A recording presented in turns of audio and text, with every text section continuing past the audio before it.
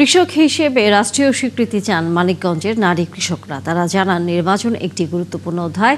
তাদের নির্বাচনী ভাবনার মূলে রয়েছে অর্থনৈতিক নিরাপত্তা ও সামাজিক স্বীকৃতি। এই দুইয়ের নিশ্চয়তা যে প্রার্থী দিতে পারবেন তিনি ভোট পাবেন। আরও জানাচ্ছেন মনিরুল ইসলাম মিহির। মানিকগঞ্জের ৭ উপজেলায় কৃষিকাজের সাথে জড়িত আছে অন্তত ২০,০০০ নারী। এছাড়াও আছে ক্ষেত খামারে কাজ করা বহু কৃষি নারী শ্রমিক। পুরুষের পাশাপাশি ভোর থেকে রাত পর্যন্ত তারা পরিবার ও ক্ষেত খামারে কাজ করেন, কিন্তু সরকারি খাতায় কৃষক হিসাবে নেই তাদের স্বীকৃতি।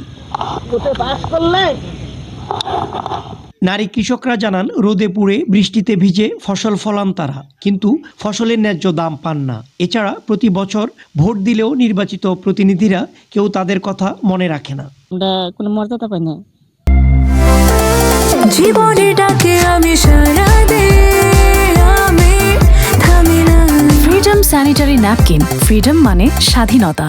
সমাজে পাই না, বাড়িতে পাই না, নারী কাজের কোনো দাম নেই।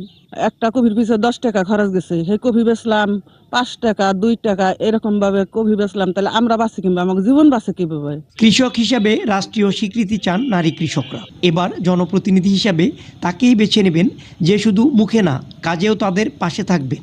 পাশাপাশি সার বীজের দাম কমানো, ফসলের ন্যায্য মূল্য নিশ্চিত করা, কৃষি কার্ড ও সার বীজ সহায়তা দেবার দাবি তাদের।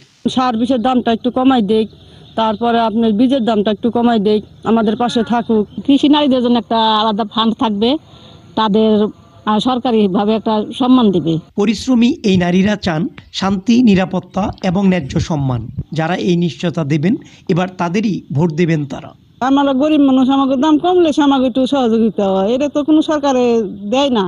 ভোটের সময় অনেক প্রার্থী আসে ভোট চাওয়ার জন্য, কিন্তু ভোট হয়ে গেলে তো আমাদের পাশে আর কোনো প্রার্থী দেখি না, বা কারো আমাদের পাশে এসে সাহায্য করতেও দেখি না। আর নারী নেত্রীরা মনে করেন, ভোটের বড় একটি অংশই হচ্ছে নারী কৃষক। তাদের ঠিকঠাক মূল্যায়ন ও রাষ্ট্রীয় স্বীকৃতি দেওয়া উচিত। নারী কৃষক মর্যাদা পাক, কৃষকের প্রতি উৎফুল্ল হোক, কৃষকের প্রতি ভালোবাসা তৈরি হোক, সম্মান তৈরি হোক।